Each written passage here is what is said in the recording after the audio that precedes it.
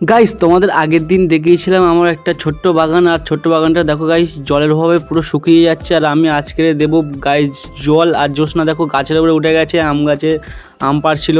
আর দেখো লজ্জাতে পালিয়ে গেছে ভিডিও করছিলাম বলে। আর গাইস এখানে পাম্প নিয়ে চলে এসেছি, আর এই দেখো পাইপ, আর এই পুকুর দিয়ে জল দেওয়া হবে পুরো এই জমিটাতে। আর গাইস আমাদের হচ্ছে কি পাম্পটা কারেন্টের, তো কারেন্টের জন্য আমি এখানে আর্থিং করে নিচ্ছি, নাহলে আর্থিং না দিলে চলবে না। তো দেখো গাইস আমি আর্থিংটা সেটিং করছি এখানে। আর গাইস এখানে আমি এই সেকশন পাইপটা পুকুরে ফেলে নেব, কারণ এটা দিয়েই জল উঠবে। আর দেখো গাইস ফেলতে গিয়ে আমি নিজেই পড়ে যাচ্ছিলাম পুকুরে।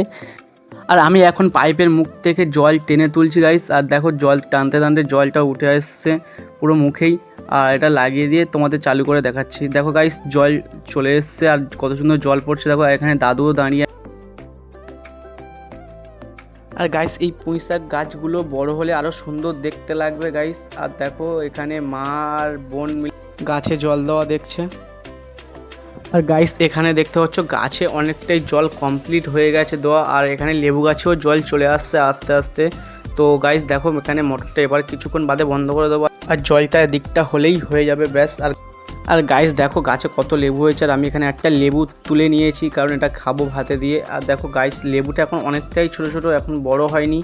এটা আরও অনেক বড় হবে, পুরো হলুদ হয়ে যাবে গাইস, তখন পেকে যাবে, তোমাদেরকে আরও ভিডিও দেবো। আর গাইস রাতে নিয়ে চলে এসেছিলাম বিরিয়ানি, আর দেখো নন্দিনী মা খেতে শুরু করে দিয়েছে। তো আমি এখন খেতে শুরু করি। তো দেখা হচ্ছে নেক্সট কোনো ভিডিওতে, ততক্ষণের জন্য